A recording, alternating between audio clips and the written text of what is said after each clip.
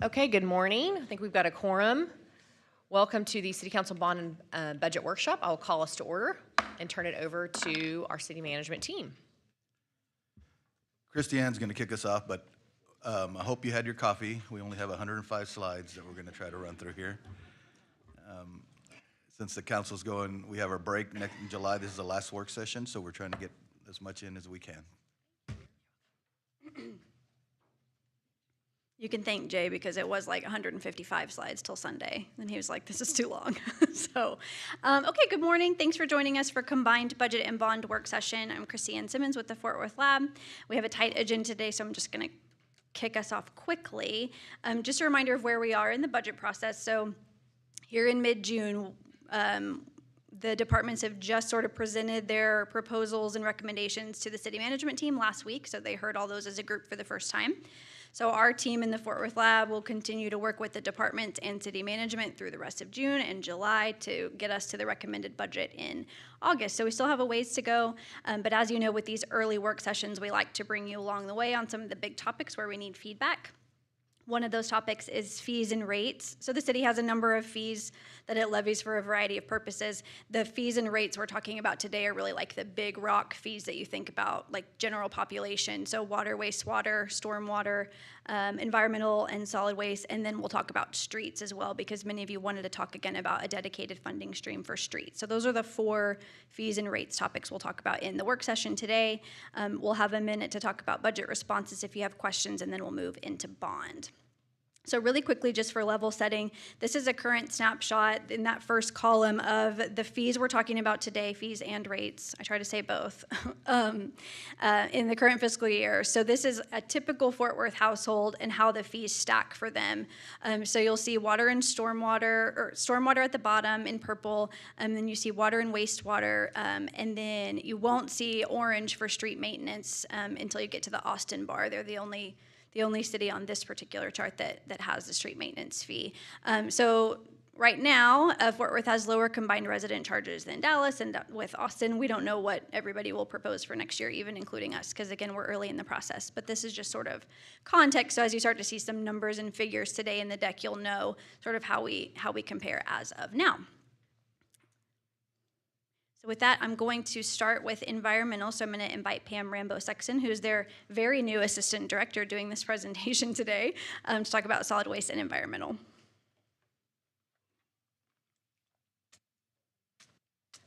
Good morning, Mayor, members of City Council. I'm going to give my team members a chance to introduce themselves, also here to support me before I get started. Good morning, Mayor and Council. Jim Kiesel, Assistant Director, Environmental Services over Solid Waste. And Wendy Turpin, and I have the environmental quality and health sections. And thank you for that introduction, Christiane. I am Pam Rambo-Sexton, the new Assistant Director for the Business Support Division of Environmental Services. Today, as part of the 2026 budget development process, I'm here just to start the conversation of many to come about the solvency of the solid waste and environmental protection funds.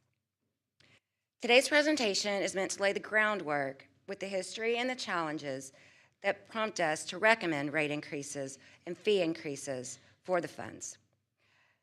But this is also, at the same time, a chance for us to acknowledge the fact that we understand having a safe, attractive, and clean Fort Worth is a priority for this council and this city manager.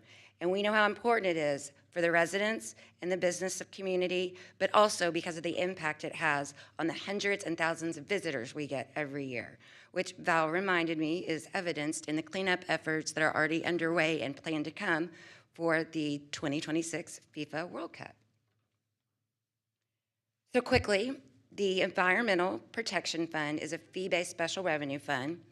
It supports the regulated environmental quality programs, projects, and services that are designed to address air, land, water pollution, and are aimed at improving public health, welfare, and safety.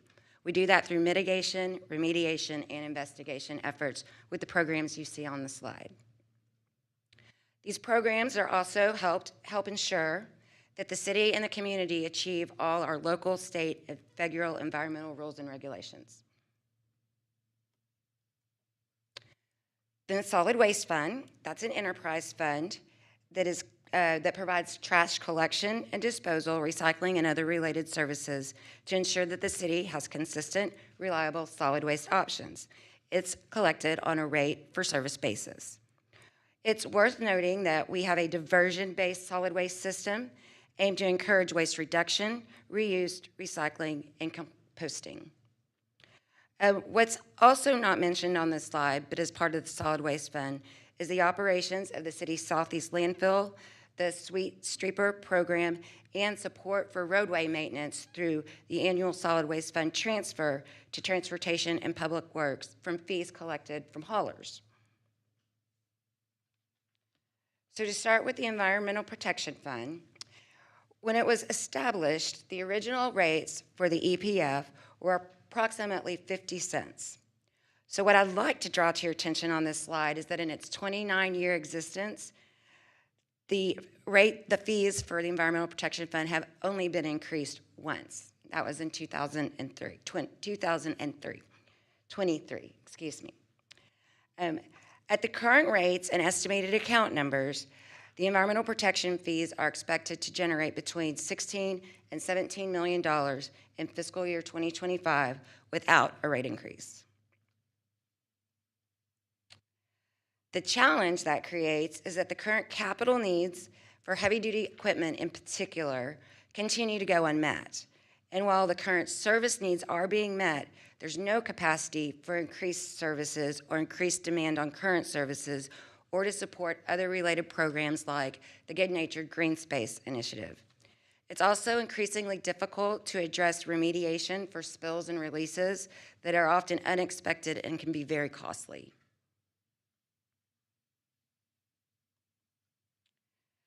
To address those challenges, staff is recommending a varied rate increase across all account categories. For residents, $1.50, and nonprofits, 75 cents, bringing those into line at $3 per month. For commercial and industrial, a $5 increase each, bringing those to $35 and $110 per month. This increase is estimated to generate an additional $8.8 million to start addressing those challenges that were identified, particularly with heavy equipment and unforeseen mitigation. In addition, it also allows for increased initiatives towards the clean, safe, and attractive city efforts, allows for comprehensive and resiliency planning, and other capital needs like wash bays for the sweepers and storage. This increase is expected to be sufficient to meet the identified needs for the immediate future, and so growth in collections beyond 2026 will be the result of the growth in residents and other accounts. So with that, I'll switch to the solid waste fund. So many of you will remember, for many years, trash collection and disposal. Councilmember Peoples has a question. Sorry, Pam, go Oh, ahead, I'm please. sorry. It seems like that the residents has the greatest percentage of the increase. When I go back and look at from $1.50 to $3, and then commercial goes from $30 to $35. So what was the thought process that went into that? Wendy, I'm going to let Wendy help me on that. Okay. Currently with the residential rates, they are the largest provider of fees. They pay there's more of them, and the fee is smaller. And so at this point in time, we felt that it was the most appropriate. It's hard to say that without getting into all the details. I apologize.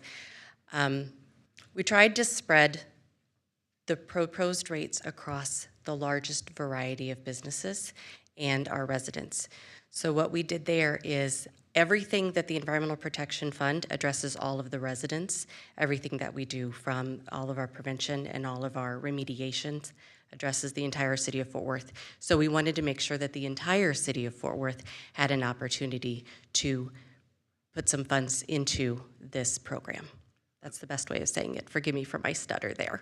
Also, if you look at the city geographically, residential is the majority of the city, yet the commercial pieces, when this was set as a much higher rate to kind of make up the difference.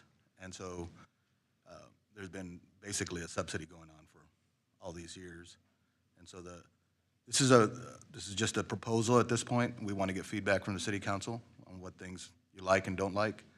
So when I put together the actual recommendations, we can bring back something. But that's really, in essence, that the residential side's been subsidized by the rest of them in that delineation. Well, that's good to hear. I just want to make sure that when we look at these things, that we are resident focused, that we realize that a lot of them, while I can afford $3, there are some families that this may, impact their budget. It sounds silly, but I just want to be sure we're focused on making sure that when we look at these things, we make sure that businesses pay their fair share. And that's why we showed that first slide showing Okay. when you stack them all on top of each other, and you'll see more of these coming forward. Yeah. Well, we're going to be taking all that into account as we go forward. Thank you, Jay.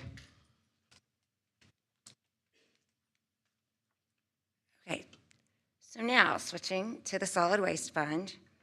So again, for many years, trash collection and disposal was an operation of the city until that changed into a contractor-operated operation in 2003. So again, 19 years since the rate increase. So the challenge that creates is that the rates do not currently cover the cost of the residential solid waste programs, and supplemental revenue has to be used to deliver those services. The supplemental revenue we're talking about is approximately $20 million from landfill lease and fees, and that's anticipated to cease with the closure of the landfill in around 2037. For this fund also, large capital investments such as new landfill or transfer stations aren't currently included in funding formulas. So intentional savings and other revenue will be needed to address long-range solutions, as well as other market drivers like the distance garbage will have to travel once the landfill closes, and the cost of potentially having to contract with a for-profit vendor like the commercial garbage market, and the consideration that contractual rates for trash collection and disposal continue to increase year over year. So with transparency in mind, staff has worked to identify that gap between the current rates and the true cost of services, and then address that with an incremental fund management strategy.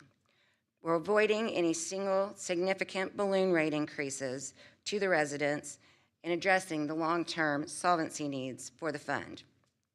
An important part of the strategy is also to implement stakeholder review of the annual evaluation process for future adjustments, and to continue to have these conversations with you and the community.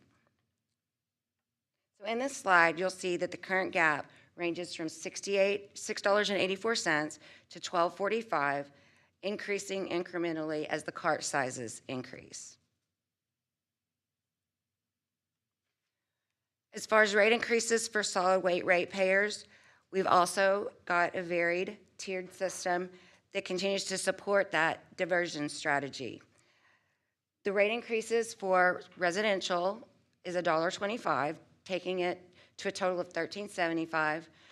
For residential 32-gallon, for the 64-gallon, $2, taking it to $19.50. For the 96-gallon, $3, taking it to $25.70.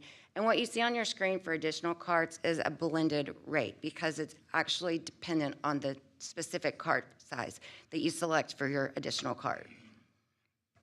We also have a small set of commercial accounts. Those are primarily businesses that have been converted from residents, and so their solid waste needs mirror those of residents.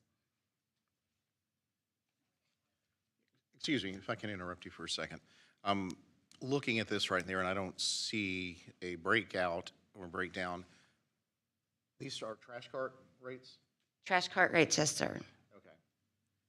I don't know if this is part of your presentation later, but what are recycling trends showing your staff? That is it still costing more to recycle? General question. Let Jim answer that. Good morning. Jim Kiesel, Assistant Director, Environmental Services. Right now, recycling up until about August of 2022 was a positive for us. Since August of 2022, it's been a net negative for us. However, that net negative has decreased. The last 3 or 4 months, we're very close to breaking even. We still have a lot of challenges in the city with our recycling contamination. Our current recycling trends we're ballpark about 27% contamination, and we will be coming back to council at the first, I believe, first work session in August to discuss recycling as well. So we can further elaborate on that. Okay. And then just one follow-up question. Are we still offering both sizes of recycling bins? Yes, we are. We offer the 64 and the 96. Okay. And then last, as you know, last October, we grandfathered the 32 gallons. We no longer offer the 32 gallon and trash or recycling for new residents. Existing residents can still have the 32 and the 32 size. Okay, and it's still a cost-effective proposition to have the two sizes offered? That's something that we're evaluating. I would say that's up for debate. Okay, thank you. Councilmember Hill? And just to clarify on the proposed 2026 rates, we're still operating at a deficit for solid waste? That's correct. Okay, so, Yeah, so basically when I looked at the solid waste fund, and Cody, who's out and not here, met with me, with Val, went through it. We're in a crossroads. We're 11 and a half years away from our landfill being full. We've been subsidizing the solid waste fund with landfill funds. So in essence, we haven't been stocking dollars away to find a new landfill that we're gonna need in 11 and a half years.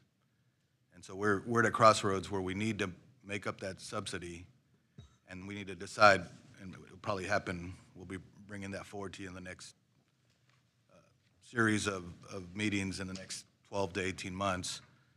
The city's gonna have to decide whether we wanna move forward to find a new landfill, maybe partner with somebody for a landfill, or are we gonna turn into a city that just pays to go to somebody else's landfill? And, you know, both are expensive. Of course, if you have your own landfill, you kind of control your destiny more.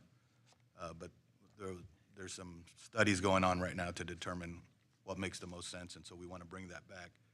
But we can't keep kicking the can down the road, from my perspective.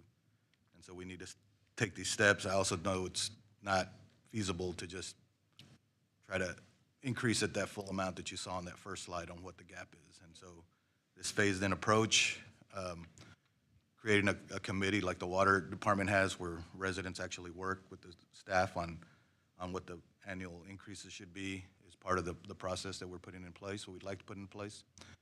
And so that's what we're proposing here. Jay, it'd be helpful for me, could we have the lab do an analysis of what we spent from 2006 to present in subsidizing solid waste? Oh, sure, we can provide that. Okay, that'd be helpful. And again, this is all for feedback from you. As we put together the final budget, we can make that part of our budget presentation. Any other questions at this point, Council? Just one, Mayor. Councilor Larsdorf? Are we still on track for the 11 years, or is that It's 11 years because we stopped taking, we were having extra commercial come in and those kind of things. When we increased fees over there, it slowed that down. So we're basically 11 and a half years is the timing when it's going to close. is that pretty conservative, or is that that's? It's actually middle of the road. Okay. At one time, when I left the city 3 years ago, the estimate was 2045, and it's closed up. Yeah, wasn't the estimate for being over 1 million residents also much further along too? So as long as we continue to be a great city, I don't know, I see it being a lot sooner than 11 years, but thanks. Yeah. Any other questions here, Council? One thing that may be necessary, that this discussion is not dissimilar from what we went through with EMS, MedStar, and deciding what we're going to do there and creating an ad hoc committee, because it does take quite a bit of time to study this. That may be something this council has to consider. Maybe it's a combination of outside entities as well to kind of work along environmental services staff. And I'm sure poor Cody is trying to enjoy a vacation somewhere, so we won't go too far down this road as to not stress him out while he's out. But Pam, please, thank you. Thank you. So just to recap, you've already heard what the implications are of not increasing the solid waste rates. The fund's solvency is dependent on closing that gap and accounting for the associated loss of revenue that's inevitable with the close of the landfill, making sure we address those unfunded capital needs, but at the same time, still managing the impact to ratepayers by doing those incremental multi-year increases and avoiding any large balloon payments, which Jay alluded to. So with that, here's a snapshot of the current recommended fees that will continue to be discussed.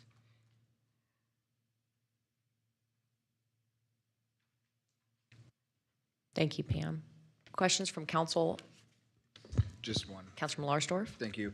I'd say as we discuss any fee increases, I think, moving forward, I think we're going to have the difficult conversations about how we're going to pay for all the things that we need to pay for.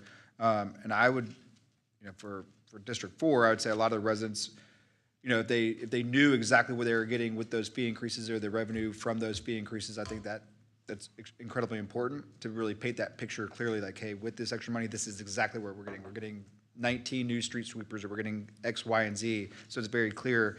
And I'd like to make sure we avoid, the language like we saw earlier. And I know it's just in generality, so it's not all set in stone. But where it says for other projects like such and such. So the fear is that it then goes into other projects that maybe aren't as important to the city. So just more clarity on exactly where that money's going.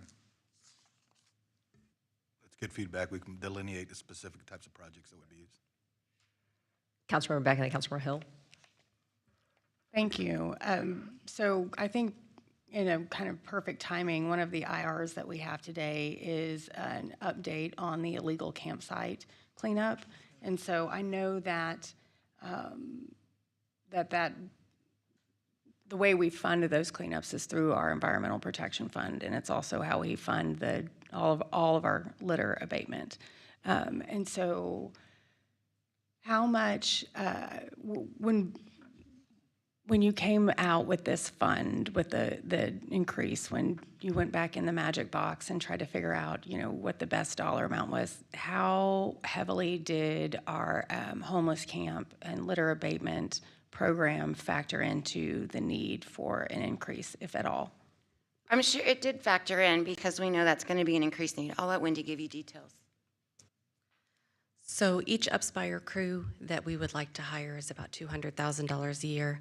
And based on the needs with the city, we would like to be able to program another 5 crews, which is about $1 million, in the next upcoming several years as we gain those funds and we put it into the Environmental Protection Fund so that we can continue to address the illegal campsite abatement, the green spaces along the highways, and elsewhere throughout the city. Camps are not just, they're all over and they're well hidden, and so we need to be able to provide services to all of our council districts across the city. And those, so Upspire, pardon my ignorance, they also do homeless camp cleanup as well, not just litter abatement? Are they doing both, or are they doing just litter abatement? They're fabulous. They do almost everything we ask them to do. Okay. Yes, they do help with the litter, the cleanups. Our water goats clean up in the water across the city, along the highway, and absolutely along our homeless camp areas. We have, I want to say, 3 to 4 crews on a regular basis, and on Fridays we tend to have an additional batch of crews to make sure that we leave our city clean for the weekend. Okay. Do you mind if I skip ahead a little bit? Just, I know we're not at work session yet, but I noticed in FY, so we saw essentially double from FY 22 to 23, and again a doubling from 23 to 24. And it looks like we're on track to see slightly higher numbers in 25, but similar to what we've seen in 24. And so my question is,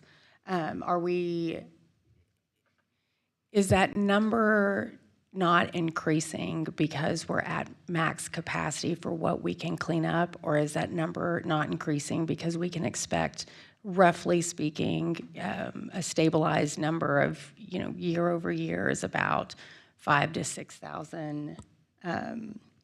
Getting it's money from Jay over here to my right. Yeah. So. Okay. It's the capacity the dollars available to hire Upspire and staff to be able to get to them. And the increase in this fund would allow us, Yes. I just want to make sure that if we're going to increase it, one of the projected things we're going to do with that increase is to hire more. Litter cleanup and homeless camps is Yeah. one of the big areas that we do. Okay, because I think that gets Councilman Lauersdorf's point about knowing kind of exactly where that increase is going to go, because if I can say, you know, we're going to be able to get more homeless camp cleanups for my district, that's really important. Yeah, street sweepers might be for someone else, but, or, you know, however it is, but I think that's helpful. Yeah. Councilor Hill, and then Councilor Larsdorf. Jay, I think this is a question for you, but do we have a formalized program that helps subsidize cost of any program throughout the city for residents that can't afford it? The payment of the actual fee? Yes.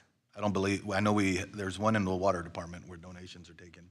Okay. But I don't believe we have one on the environmental fee. It's been so small at $1.50. I don't know that there's ever been an issue of that not being paid.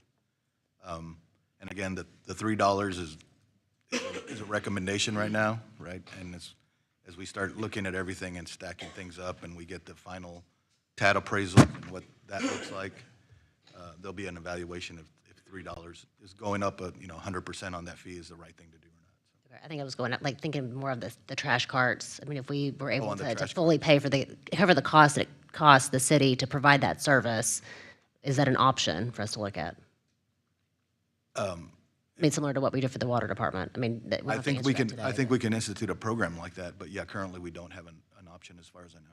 Okay, I guess thank you. fortunately, it's all part of their water bill anyway, so there's a way to kind of tie those things together. If a resident is not able to pay their water bill, they're contacting the water department, maybe they can pay something. Theoretically, they're paying that $1.50 towards waste, but at the same time, they're needing some subsidy there to help their household on the water bill. And we've talked about that before. Councilor Larsdorf's brought that up before to make sure that's not, should be a basic quality service here in Fort Worth. Val, I can tell you're chomping at the bit. No, and Mayor and Council, I just wanted to add too that the team is prepared and working with the communications team to put together some one-pagers to really show the service levels that they're getting now versus the service levels that could be enhanced with the fee increase. We had done that last time, so we can share lane miles cleaned, camps, that number of camps cleaned up. So we'll have those statistics because we understand the need to back up a fee increase with actual projects and programs that the residents can see visually. Councilor Peoples. And I'm okay with that, but I'm just want to go back to my original thing, and then with Councilwoman Hill, I just think when we stack all these fees together, we need to look at some kind of program to mitigate the impact for low-income residents if they can't. By the time we add all these fees together, it might create a hardship for some residents. Any more questions? Thank you. Thank you, Val. Okay, if we're down there, we're going to move to street maintenance funding. Okay, thank you, Pam. Thank you. Well done.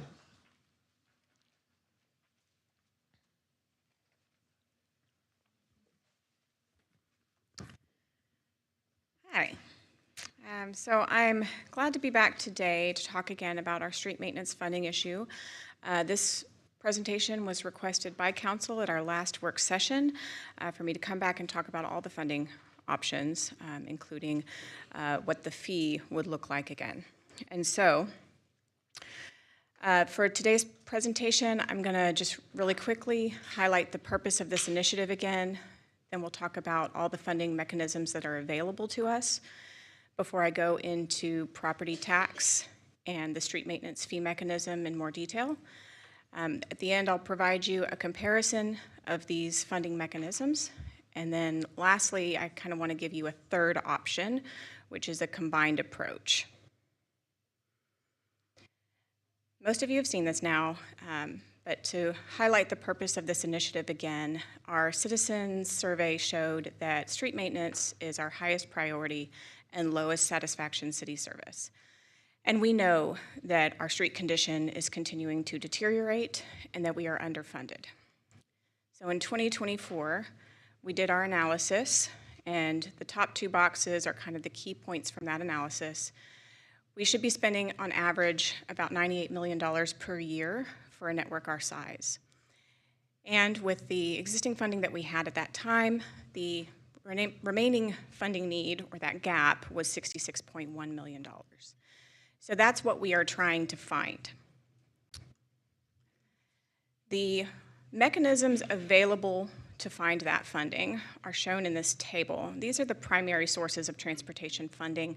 although there are smaller sources that may not be considered as much to address a need this size. The first two sources are not eligible to be used for maintenance. The second two sources are eligible to be used for maintenance, but they are not as practical.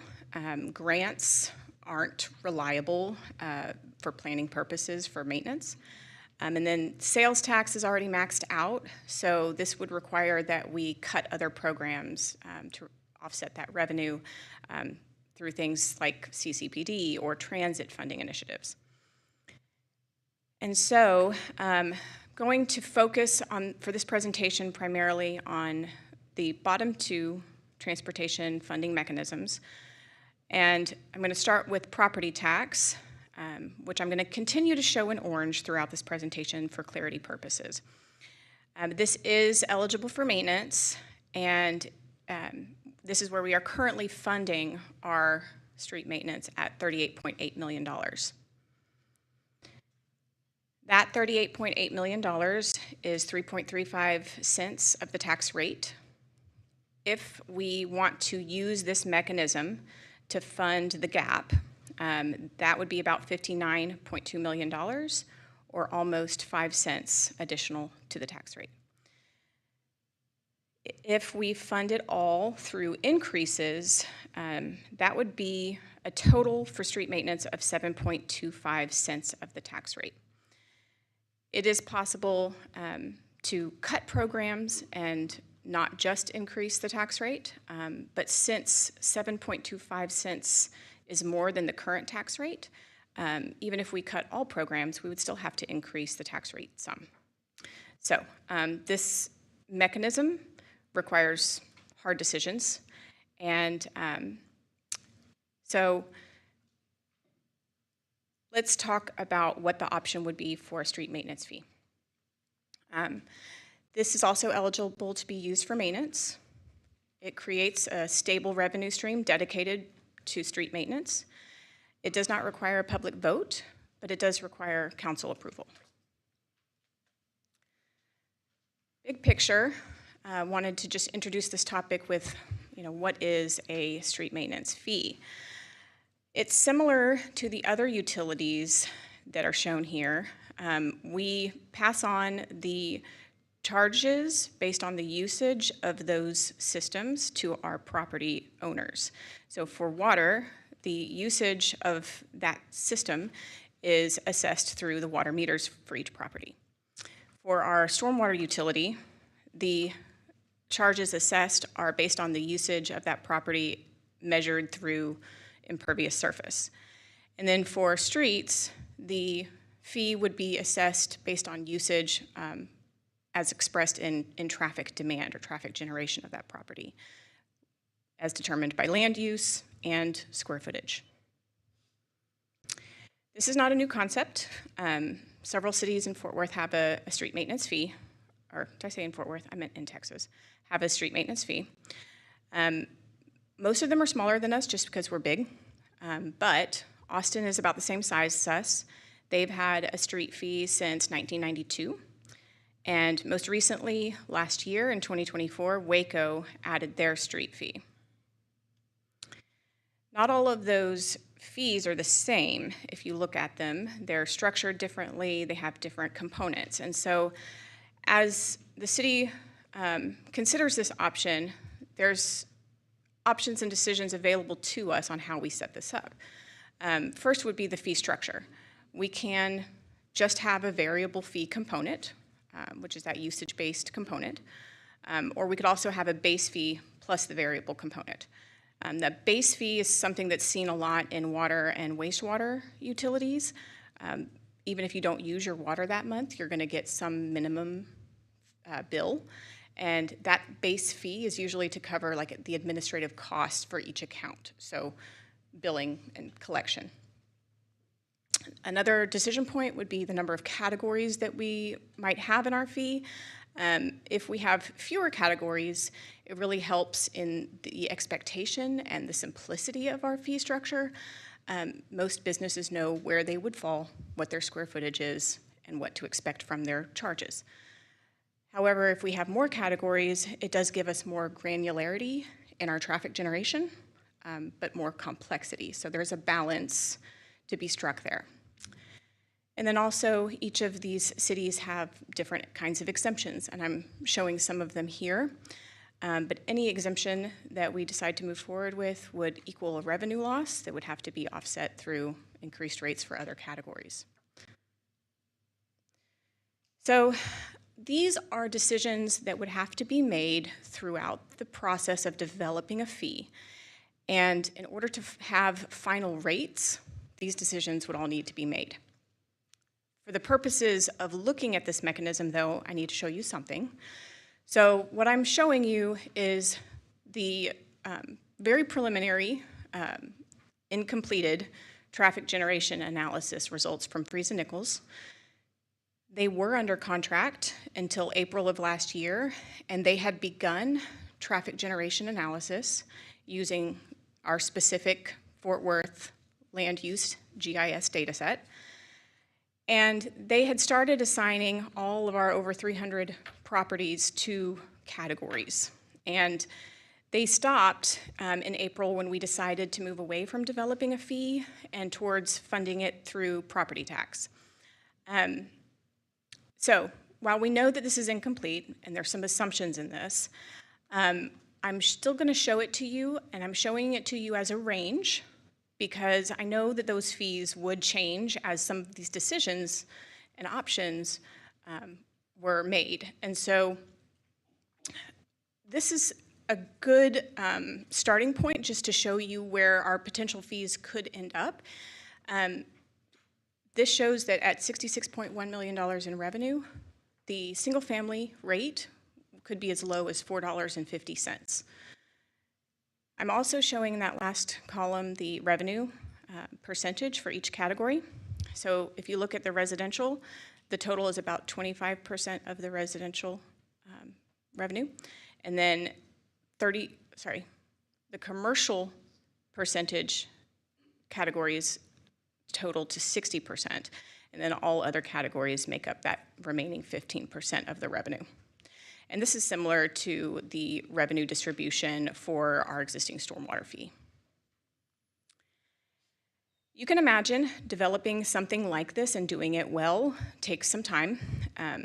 So we are at the very early stages should we decide to move forward. We haven't made some of those initial decisions yet. We would have to get Freese and Nichols back under contract to complete their traffic generation analysis and develop a fee. Then we would have to refine that fee through decisions of city leadership before we would end up with final rates. And at that point, other work has to continue.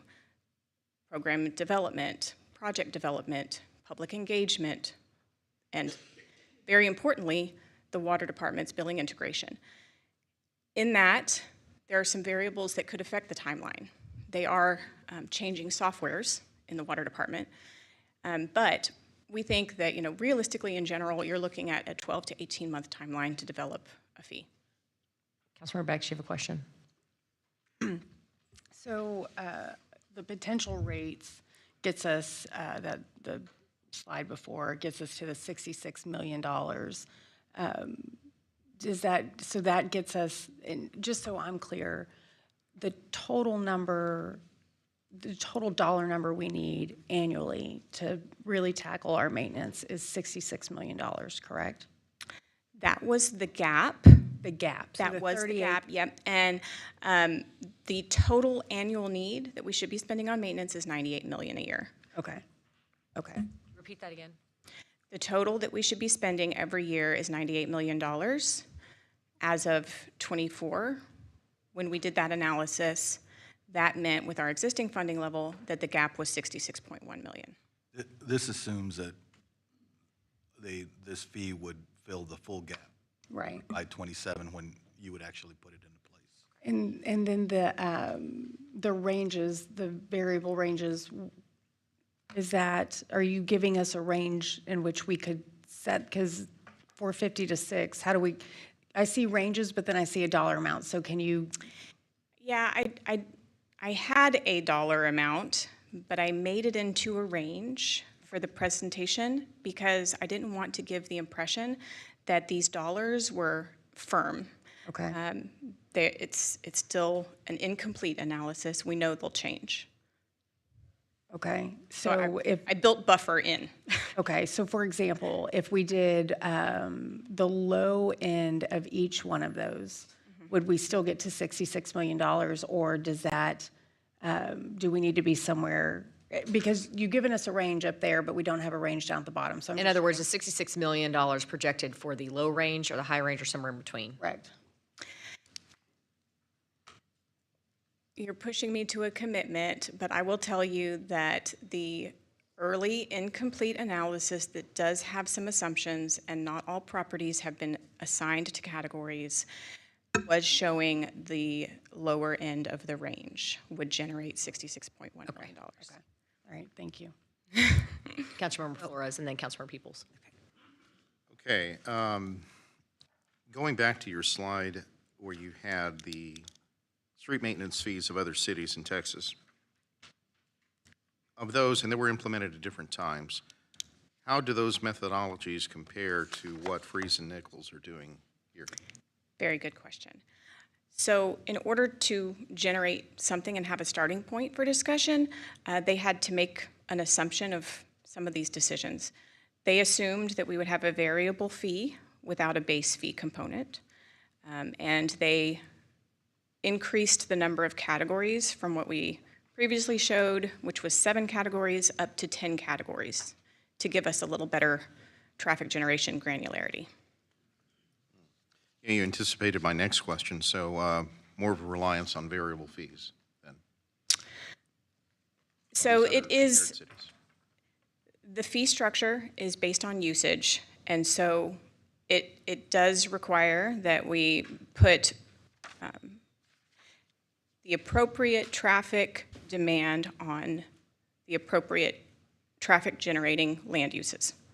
So commercial will be divided into a high trip category. These are things like convenience stores, gas stations, Starbuckses, the things that we generally drive to at some point every day. Yes. And then low trip commercial, things like banks, things like that. And one more question. How, Tarrant County is contributing more to certain, road projects for us. Is that taken into account here in, what you're presenting to us? At their level, current level of contribution, assuming that it remains, on trend? Yeah, Mary can probably speak to that program, but I think she would say that the county's interlocal agreements are part of our maintenance program, and it's a partnership that has a good return on investment. And so as our maintenance program increases, our ability to partner at larger dollar amounts would come along with it. And just to clarify, Jay just pointed out that a lot of times those interlocal agreements with Tarrant County are typically for new roads, not for street maintenance. Not always, but typically. Good, thank you. Yeah. It's both. It's a partnership for both, yeah. All right, thank you. So my question is, based on future costs, and we talk a lot about that, about the rising costs of materials, is this rate going to be sufficient to maintain these streets? I know we said it's going to take us 12 to 18 months to implement it, so what guarantee do we have that when you come back in 18 months that this 66 million is going to be adequate? The 66.1 million was very thoroughly analyzed in 2024, and there was inflation on the maintenance procedures built into that analysis. That being said, it will take us time to get to that funding level, and the more time it takes us, the more maintenance we are deferring in the meantime. So $66.1 million will get us very close. I don't know that it will get us 100% there. It depends on how long it takes us to get up to that funding level. Okay, so I'm going to continue. So I went through both of these mechanisms, and I created this slide. I really like it. It shows kind of the pros and cons of both, and I've shown the pros highlighted green. A street maintenance fee requires more time and separate council approval to get in place, whereas property tax is very quick. There's already a process for implementing that through the budget process. The street fee would require monthly collection, so more administration. For property tax, it's an annual collection. It's automatic with taxes. But for the fee, it would allow us to address any future increases needed through a fee increase, not just property tax. And then it also allows for specific exemptions, so use-based exemptions, like I don't have a car or something like that, whereas for property tax, you can only use the tax exemptions. And last but not least, it creates a stable annual revenue for street maintenance that's separate and does not rely on growth or property values. It's also a dedicated source, so it doesn't compete with other city needs. It's dedicated only for street maintenance. That being said, I don't want you to think that you have to pick one or the other of these two mechanisms. That's why I want to show you our third option, which is a combined approach. In order to talk about our combined approach and what we're trying to do with it, I'm showing you first the original 2024 funding plan. In 2025, we had requested $18 million originally. Considering the revenues for 25, we were fortunate to get $10.4 million, but that was still behind what we were planning. Now in 26, we had also requested an increase of about $20 million. That's looking with our current forecasts pretty unrealistic. And so we look like we could be going into fiscal year 27 about $30 million behind our original funding plan. So this combined approach would be to try to catch up, to use both funding mechanisms and get to the funding level needed on schedule. So how we would do that is by creating a plan that would continue to increase our property tax PAYGO allocations over time, while also incorporating a smaller street maintenance fee. And this table here is one way that we could do this. I built this plan here based on a smaller fee being developed for January 1st, 2027 implementation. That means that we would have 9 months worth of revenue in the first year and 12 months worth of revenue in the second year. I also built it based on wanting to limit the amount of increase each year for our outsourced capital maintenance to $20 million or less, just to have the contractor availability and scale up our delivery on that. I also planned that all existing street maintenance funding would be preserved. And so what this scenario for a combined approach looks like is that in 25 we funded $10.4 million. In 26, I put a conservative $5 million amount in there. We'll know as the property values continue to come in whether or not that's possible. And then in 27, I'm showing that first 9 months worth of revenue for a smaller fee. And then in 28, we would have the remaining 3 months worth of revenue from the fee. And then we would need to have additional PAYGO funding in years 28 and 29 in order to get up to the funding level on schedule. I put those at $10 million and $15 million because this is pretty simple math right here. However, I wanted to show what the Fort Worth lab pointed out, which is that $25 million towards the end of this plan for PAYGO could be considerably less. This graph shows our PAYGO funding and is showing it growing at 3.5% year over year. And it also shows the fee as its revenue would come into that. You can see in 2029, if we put our 3.5% growth towards the gap, that the amount of additional PAYGO funding would be reduced down to about 16 million instead of 25 million. So, 8 million each year is more achievable. You might be asking yourself what the smaller rates would look like. So I'm showing you this graph again.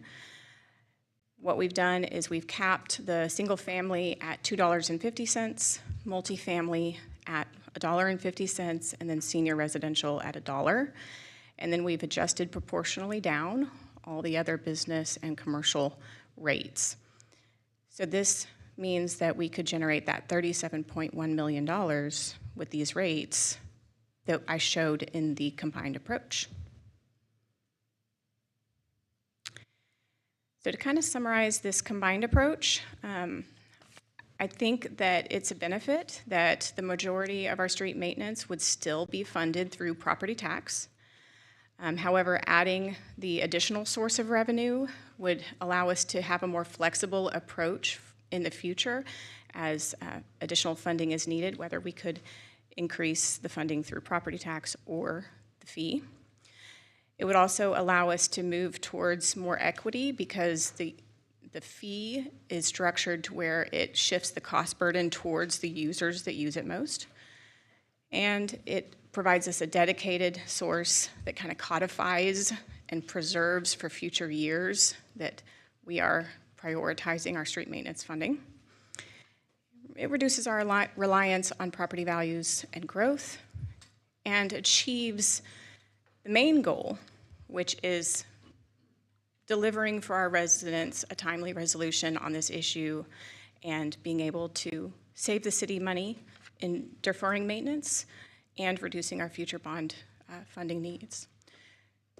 So I think hopefully I have showed you all the options. We're really interested to get your feedback and understand where you would like us to go from here. Thank you, Lane. Question, and I'll turn to Councilmember Beck. I think has a question. If you go back to slide 32, you just showed us a combination approach. Yes. So to be clear, even moving into fiscal years 27 through 2030, you're still seeing an additional need gap that's noted there at the top of those charts, correct? So if this is based on just the $10 million that we got last year, growing at 3.5% per year. Okay. And the fee. So this is to show how much additional PAYGO we would need to fund in the combined approach. So the text up at the top of each bar is showing that with the growth in PAYGO and the smaller fee, the amount that we would need to fund additionally through PAYGO would be less because we're taking into account the 3.5% growth towards the gap. Okay. So this shows in 2029 that we would only need 16 million additional in PAYGO. But if you look at my simple math, not including the growth in PAYGO year over year, I was saying that we would need $25 million additional in PAYGO. So if we decide to include the 3.5% growth towards our gap, it would only be 16 million that we would have to add from here on out into PAYGO. That's helpful. I think maybe, and we don't do it today, in our future presentations, just for my own sake, I think it's actually transparent for taxpayers too, if we start to talk about this combined approach or street maintenance fee, et cetera, I know we're talking about this PAYGO addition that we did last year, but in my mind, that is bare minimum now because we're trying to keep up with what is one of the greatest needs and asks of our constituents, right? And so if maybe we take this chart and rather than talking about additional need, it's just, this is the need if you want to close the gap. If you don't, then you're reducing that total amount of PAYGO that you're putting in every year out of property taxes, and you're adding the stack on top of street maintenance to try to close the gap at 98 million. Does that make sense? I see your point, yes. Yeah. Okay, thank you. Yeah.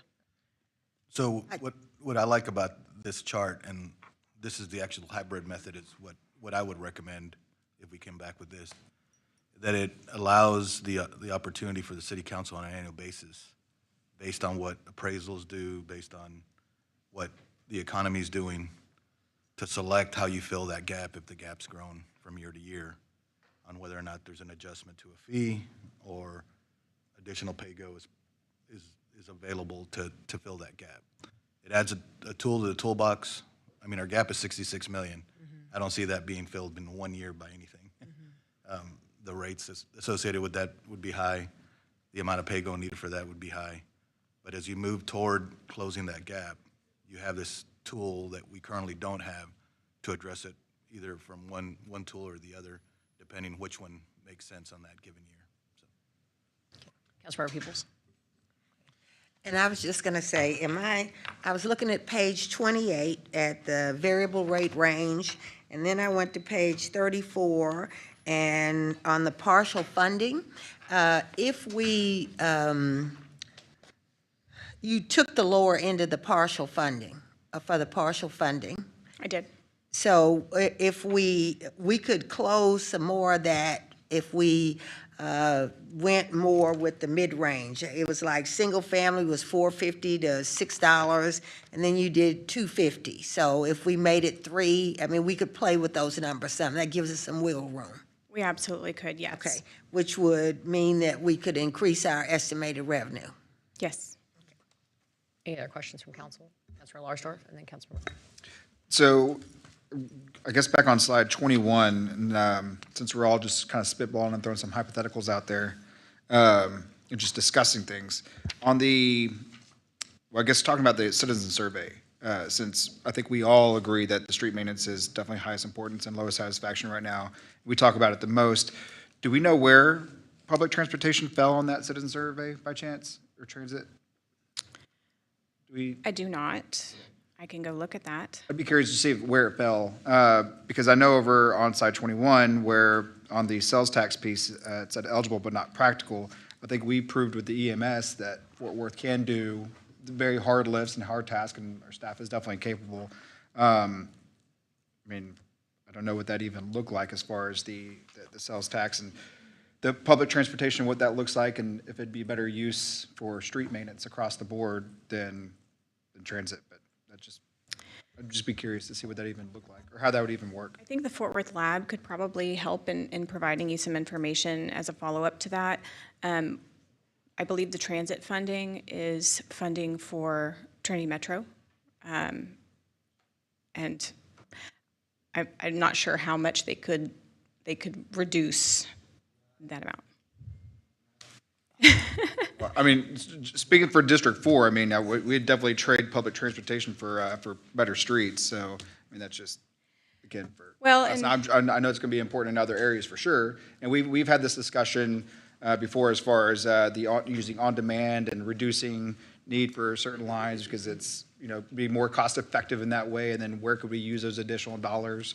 If other districts need additional lines, and by all means, District 4 has some, we can definitely throw your way, for sure. But, speaking for what's important, if we're going to talk about what's important to the residents, and if we're going to speak, on behalf of our constituents, then, for District 4, that's kind of where we're at. So again, it's just a discussion. Yeah, and it's a good point. I pulled this slide up. This street maintenance initiative benefits the entire city, and what we are showing for the fee right now for a split would be 75% towards heavy contracted maintenance, and then 25% towards preventative. That would allow us to do some of those outside of the loop, CD4 concrete preservation packages, while also spending the appropriate amount of money inside the loop doing maintenance on streets that, if we don't, will become bond projects that are expensive. Councilmember Hill.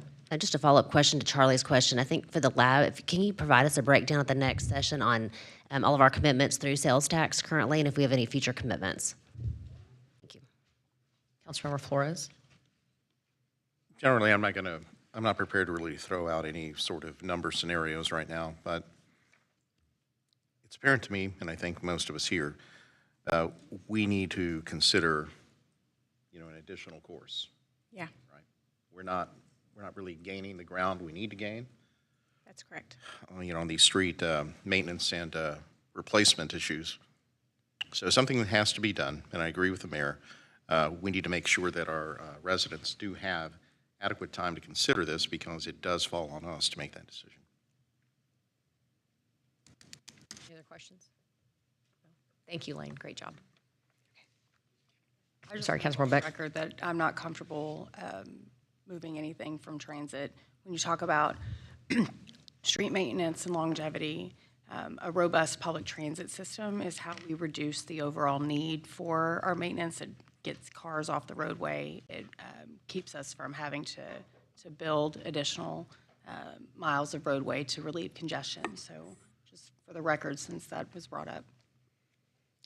Anyone else? Thank you, Lane. Appreciate it. Thank you very much. Okay, now we're headed into Stormwater Management Program. Jennifer Dyke is up next. Good morning, Mayor and Council. So I'm going to be giving today's presentation, but part of this presentation impacts stormwater field operations, which is under Lane, and so she is here for questions as well. So today I'm going to be talking about our high priority fiscal year 26 needs for the Stormwater Management Program.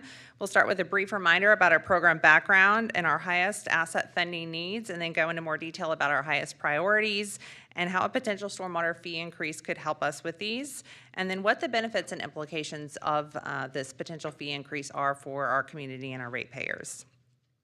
The Stormwater Program was created in 2006 in response to community concerns after devastating flooding caused the loss of 5 lives and impacted over 300 properties citywide in 2004.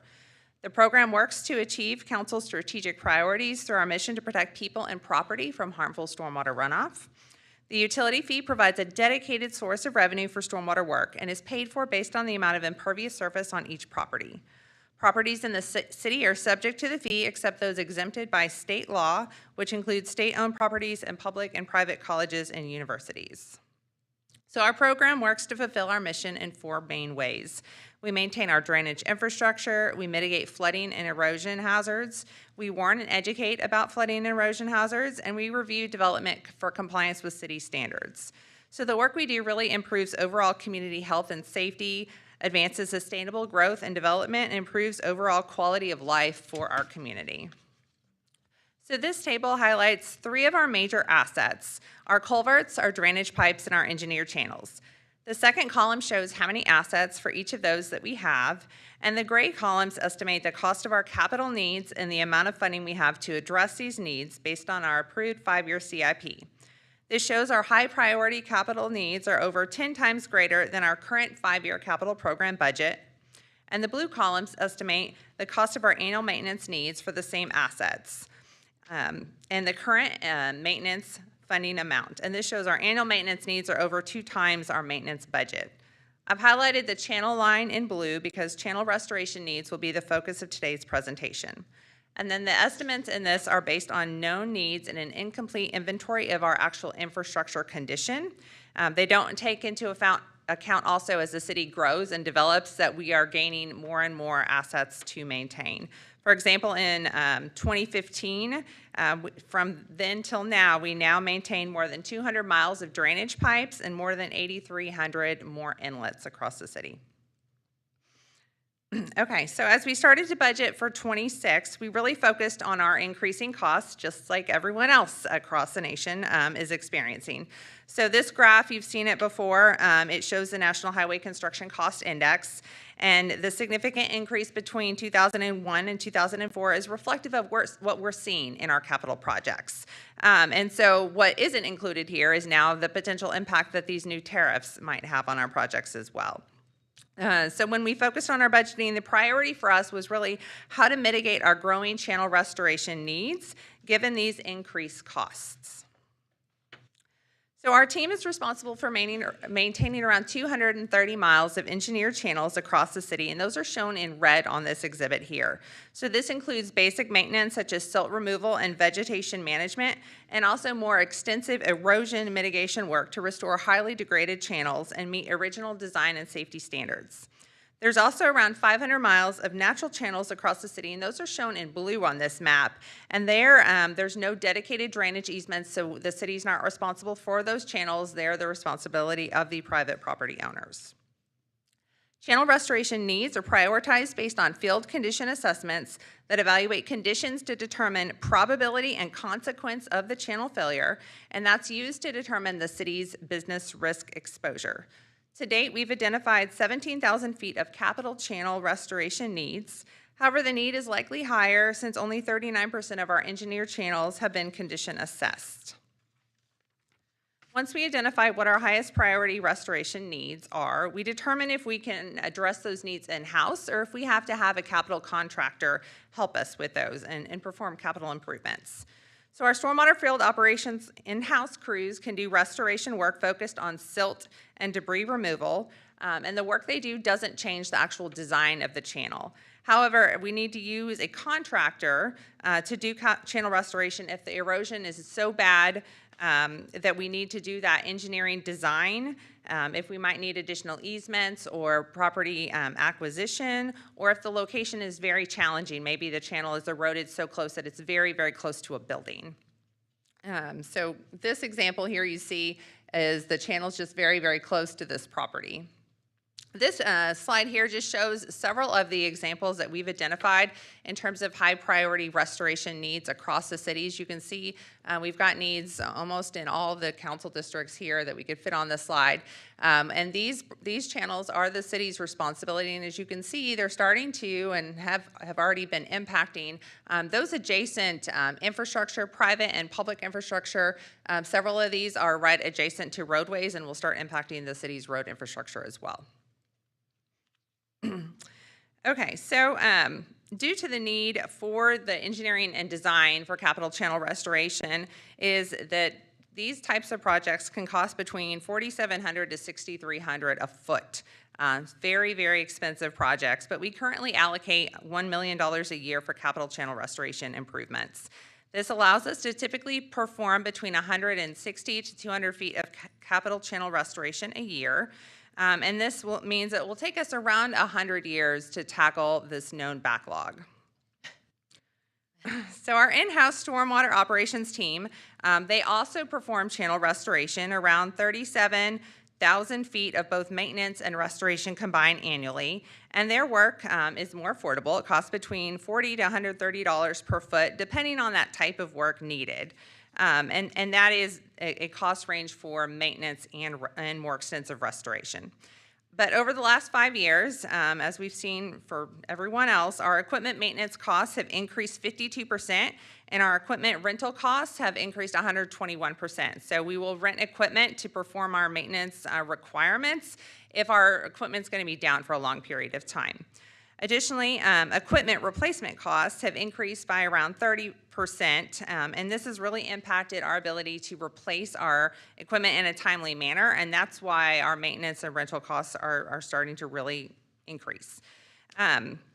So these higher equipment replacement costs will begin to reduce our current maintenance ability, meaning less channel work that we'll be able to do in-house in the future, as well as other of our routine maintenance responsibilities. They'll start to impact those programs as well. Hitting our annual channel in-house goals is critical to really keeping those channels in good condition. So if we're not able to maintain them as frequently as we should, they're going to start rolling over and needing the more costly channel restoration that then we need to bring in the contractor to help us with.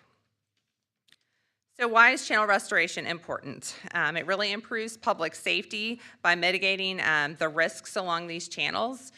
This erosion, as you can see from those pictures, it's really impacting the adjacent property, infrastructure, utilities, and these are the city's responsibility. So there's a liability if we're not really managing our channels. Also, the erosion can back up the stormwater, can cause trees adjacent to it to fall into the channel, back up, and then increase flood risk to the community. So due to our increasing channel needs and costs, we're really considering a stormwater utility fee for '26. Because the utility does not receive general revenue, every year we evaluate our stormwater utility fee based off of the needs that we have and the risks that we've identified. And based on past stakeholder feedback, when we went into this fee increase, we really looked at keeping the fee increase small to minimize the impact on all of our ratepayers. So right now we're recommending a 5% increase. That would bring in an additional $2.4 million in fiscal year '26, which because it would start in January. and then $3.4 million for a full fiscal year in fiscal year 27. So the potential fee increase was discussed with our stormwater program stakeholder group in February. We got some good feedback from the residents. They felt like that in terms of the impact on residents, that it was small. But as y'all are doing, they wanted to make sure that the city would take that into account with all the other fees and increased cost of services for the community. One of our largest ratepayers was Fort Worth ISD, and they also mentioned that the fee increase does become a fixed cost to school districts, and it will start to impact, takes away funding for instruction, especially when enrollment is declining in different school districts. Okay, so talking about what the fee increase actually gets us. So our fee increase is really focused on council's strategic priority of infrastructure improvements. So our proposed increase would enable us to do over 3 times more capital channel restoration. So the table on the bottom, that second column shows how many feet of capital restoration we can do with our current funding. And then the last column shows what we could do with the current funding plus part of that potential fee increase. And then the fee increase will also help us on our operational side. So again, our operations team performs very critical channel maintenance and restoration. So the fee increase would really help us replace our heavy equipment in a timely manner. The line graph that you see on this slide shows, the blue line is showing that our equipment replacement cycle is increasing, and as it continues to increase over time, that's going to have more money going to those costly maintenance and repairs and takes away money for our other work efforts. So what this fee increase will really help us get is to get on a 14-year replacement cycle and maintain that cycle, so we can really make sure that our equipment is up and that we're able to go out there and respond. We're able to perform our citywide maintenance responsibilities. We're able to respond to storm events and have our equipment out there staged across the city for big storm events. And that'll also increase employee safety and risk reduction by having that newer equipment versus some of the equipment pieces that we have right now. So what is the impact on ratepayers? So this table here shows the impact on single-family residential ratepayers. So our billing, we have billing to 4 tiers based off of square footage, which correlates to the amount of impervious surface or the runoff and the impact on our stormwater infrastructure. So the average ratepayer falls under the tier 2 category, and they would pay 35 cents more a month for this proposed increase. So, but if you've got a smaller square footage, 18 cents more a month, or a larger home, 70 cents more a month. And this category includes duplexes, triplexes, quadplexes, and manufactured homes. This table here shows the impact of the utility fee increase on larger ratepayers. So the top 2 show the small commercial and small residential, or small commercial and medium commercial impact. So as you can see here in the 4th column is if we increase the fee 5%, they are paying between $6 and $58 more a month. And then those annual payment increases would go between $70 to $700 more a year. The bottom part of the table shows our top 10 ratepayers. As you can see, the city of Fort Worth is the top 10, is the very top ratepayer. We just have so many structures and impervious surfaces, our parking areas across the city that are city owned. And so Fort Worth ISD is right below us. So you can see here is that this fee increase would increase monthly payments between $3,600 and $5,300 more a month, which annually that would be between $44,000 to $63,000 more a year. I will note that we do have stormwater fee credits available for these types of ratepayers. The Fort Worth ISD does take full advantage of those rates. And so they can get credits if they do activities that improve water quality, if they detain more stormwater runoff to help with flood mitigation purposes, and then the ISD gets education credits and public education credits for both public and students. So these last slide shows the history of the stormwater utility fee. So the first fee started in fiscal year 7. We have had, as you can see, when the utility started, we had a fee increase ramp up of about 5 years, and then we had a long time frame where we didn't touch the fee at all.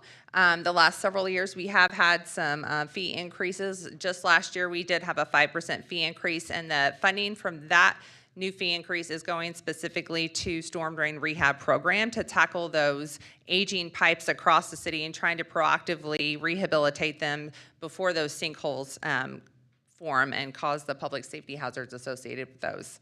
The table on the right here shows where the accounts are and where that money is coming from our revenue.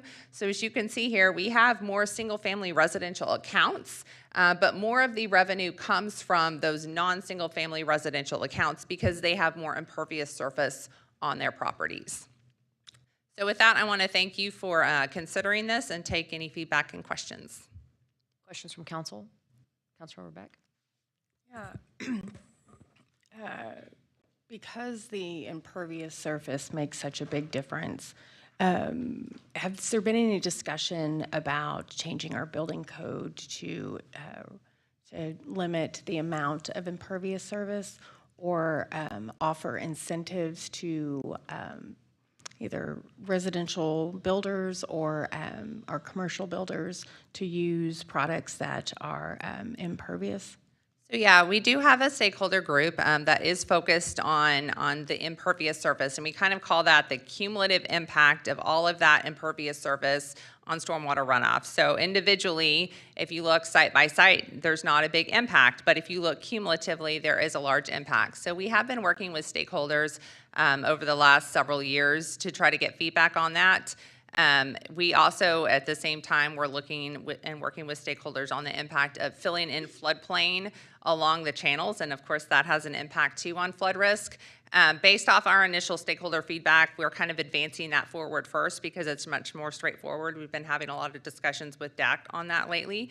But the plan is to wrap that up and then to delve back into the impervious surface because it is much more complex and continue to have those discussions with our internal and external stakeholders. Any other questions from council? Thank you, Jennifer. Thank you.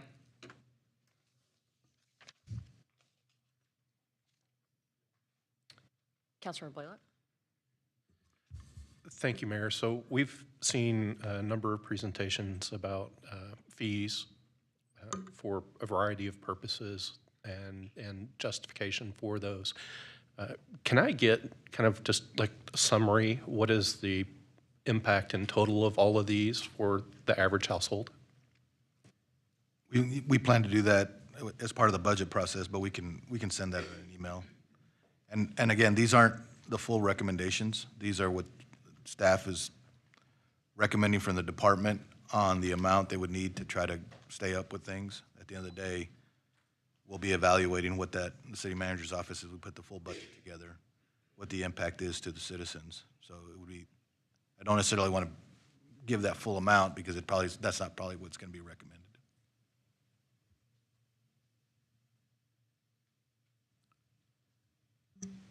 Okay, Chris Harder is up next.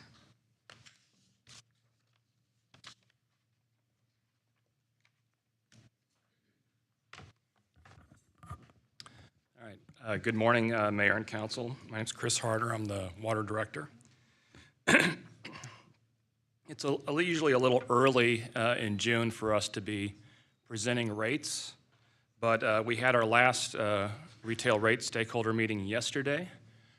They like what we're going to be proposing. I like what we're going to be proposing, so I was like, let's go ahead and propose it. So we'll start with our budget.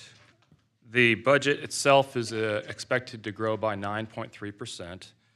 Now, don't get too concerned about that 9.3% because you remember our system is growing, so our revenue is growing. So when we talk about rate increase, it doesn't necessarily align with the budget increase.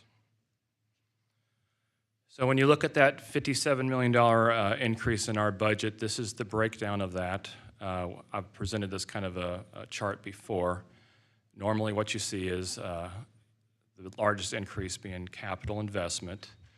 TRWD and TRA also has an impact. And O&M, you're talking about things like personnel costs as well as variable costs like power, chemicals, things that are associated with a growing system. This chart here shows just the breakdown of our budget. You'll see that capital is 48.5%, but when you factor in the fact that TRWD and TRA's rate also incorporates capital, you can see that in terms of your water bill, most likely over 50% of that goes to capital investment. So with that, we'll just go right into the capital improvement plan. When I became director in 2018, our capital budget has increased every year in consecutive years. So 2025 is no different. But what you see here is actually a lot of the investment that we're making related to growth is actually being constructed. So think about some of the investment that has been done just recently. On June 10th, you approved a $294 million plant expansion in Eagle Mountain. We have a Marys Creek plant that will be bid out in the next six to 9 months. We've got tanks in construction. We've got pump stations in construction. So you may recall back in February, I gave a presentation related to all of the investment that we're needing for growth on the west and the north side. Significant investment. So what you see here is that you see a lot of that growth-related investment kind of being constructed. But I also want you to look at things like rehab and replacement. You see that's growing every year. So after 2028, really, we're going to be devoting a lot more of the dollars to renewal and replacement compared to the growth-related type of investments. Now, keep in mind, when you pay for a growth-related investment, that's usually a 30-year bond, so you're paying for it over a significant time period. Just one other thing I thought I might mention is you see major transmission mains in 2026 and 2027. Some of those are new mains. Some of those are also replacement of cast iron transmission mains. That's a huge priority of ours.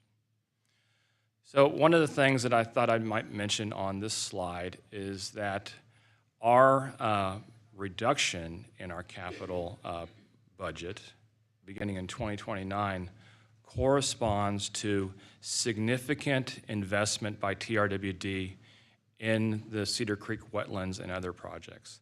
Cedar Creek wetlands itself is estimated right now at $720 million. So between our just recent capital investment, as well as TRWD's investment, where they're going to be issuing debt 28, 29, you're going to see significant rate pressure on our rates. So let's get right into rates. As I mentioned, we had a budget that is increasing by 9.3%, but our revenues are also projected to grow. Our accounts are expected to increase by 2.9%. We're anticipating increased usage on the water side as well as increased discharge of wastewater. So that impacts our revenues. So that 9.3% budget increase, what we see is our gap being about 2% on the water system and 2.14% on the wastewater system. So that's our revenue gap. Now, I'm getting into kind of the rate design and what we're going to project to you in terms of rates. These two charts are very important in our discussion coming up. So what you see on the green bars, this is our winter quarter average water use.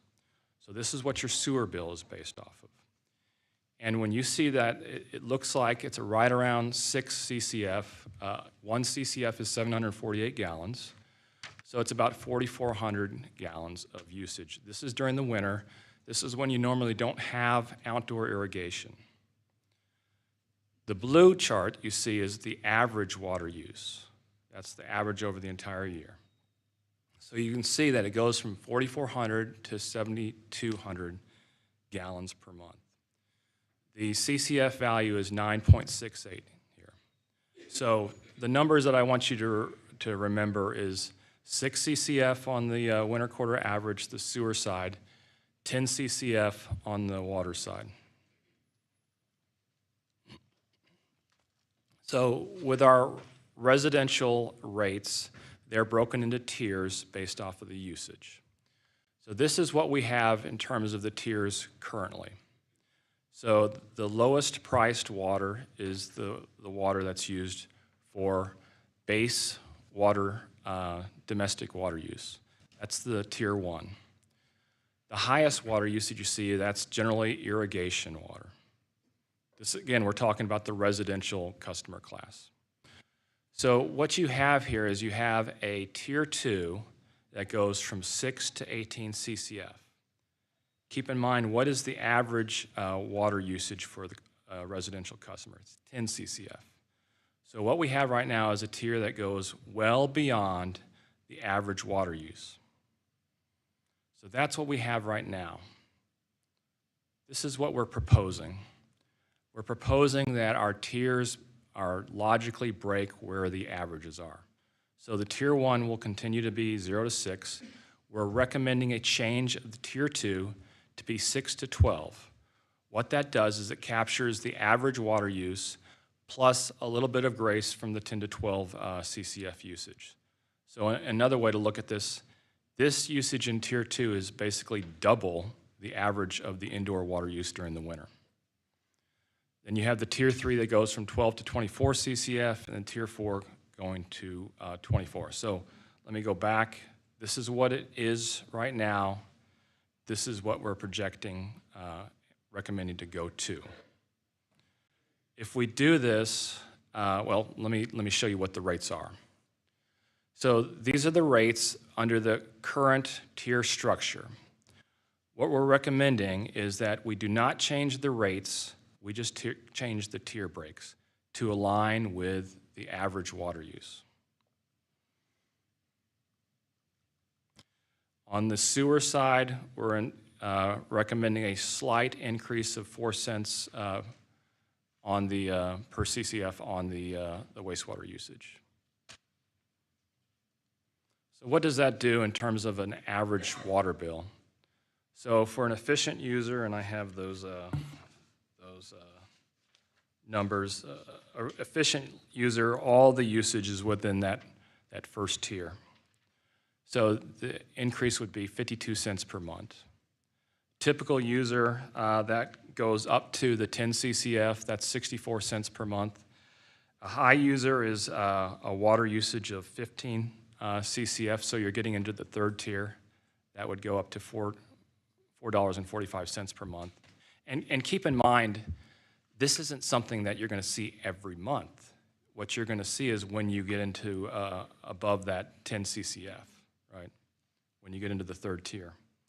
And then the last example we have is really, really high usage of 45 CCF, which equates to 33,000 gallons per month. We don't see too many customers that have this, but that would have an impact about $15 per month. So where we are in the rate making process, we've completed our meetings with our retail rate stakeholder group. We have tomorrow a meeting with our wholesale customer advisory committee to go over wholesale rates. We are waiting for TRA and TRWD to finalize their rates, and then we anticipate coming back to you in August with a more complete rate presentation.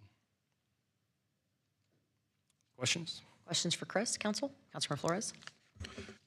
Chris, thanks for that presentation and the clarity, those slides which you're proposing there on the tier breakdowns. General question, what has your department seen as far as use behavior changes since the implementation of smart meters? And what I'm looking for ultimately is to see if residents are realizing some savings, despite, concerns being heard at the front end of that implementation that they were being charged more, when in actuality it was just being registered more accurately. Yeah, and you keep in mind that AMI project, it was funded with a low-interest loan from the Water Development Board as a water supply strategy. conservation and water stewardship by our customer base. So that's a good question, and I will tell you what we're really going to be looking forward to is see what our demands look like this summer. So you remember last summer, we used that AMI system to send out notices to customers when they were irrigating outside of the ordinance provisions. We followed that up with actual assessments to their water bill for repeated violations of that. Those are actually happening right now. So really the question is going to be, what does this summer's demands look like?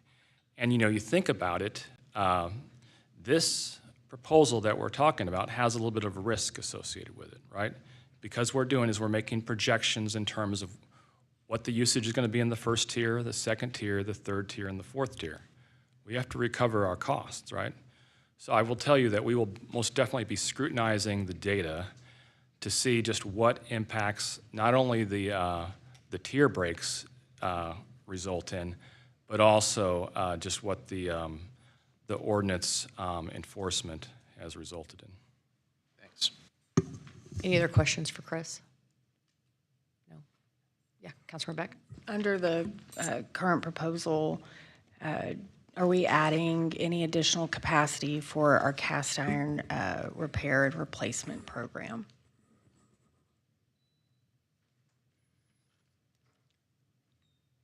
So if you look at the rehab and replacement portion of the CIP, what we're doing is we're increasing that every year with that funding devoted to rehab and replacement of aging and high-risk infrastructure. So, Councilmember Beck, not only are we using that as a funding source, that's PAYGO funding, but I wanted also to point out the major transmission, those balloon numbers you see in 2026 and 2027, those are the transmission main replacement also. Those big downtown. Yeah, so those are the ones that, when you talk about cast iron pipe, small diameter cast iron pipe, it impacts customers, it wastes water, and it creates a burden on our field operations staff. Large diameter cast iron potentially causes a boil water notice to our system. So we are doing everything we can to prioritize the large diameter cast iron.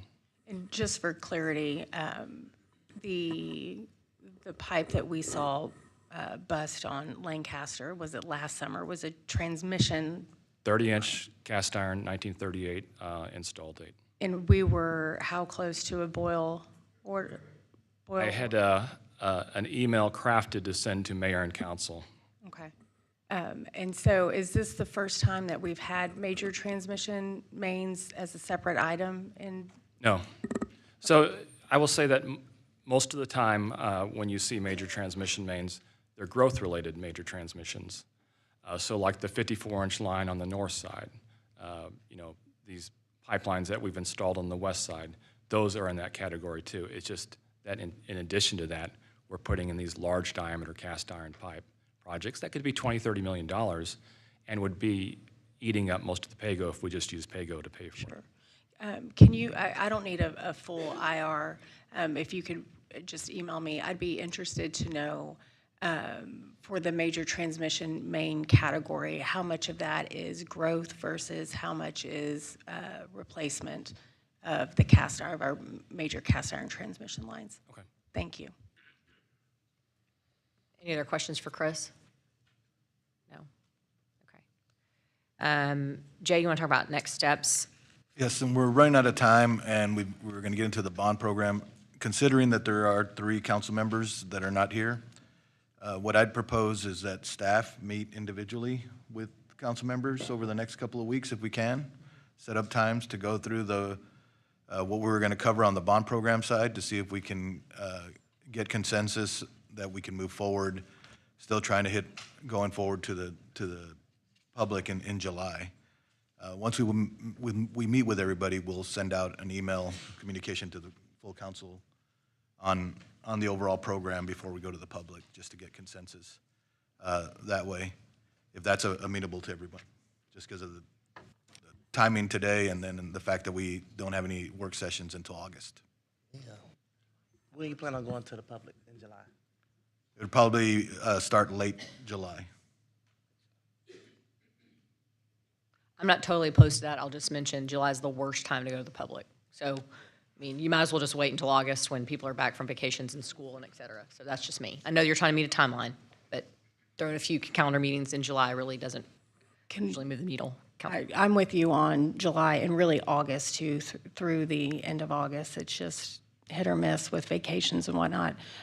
So if the concern is we're not getting out to the public soon enough, maybe I challenge staff to have several online town halls about it, so that way we can begin the community engagement process. I know on these we typically focus a lot on individual council members having our bond and budget meetings, but this would allow us to go out in July and start collecting additional I feedback. think the comm staff was working on kind of hybrid, being able to do onlines and then go in public, combination of meetings.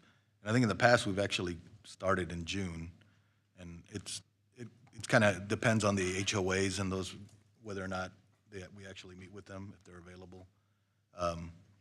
But we would like to, even if we do online, be able to have a list that we could work from, start into July to get some of that communication out and get it out into the public domain so people can start thinking about it. That works. Okay? Okay. We'll follow that. We'll break here and we'll be back at 1 for executive session and work session. Thank you. Thank you.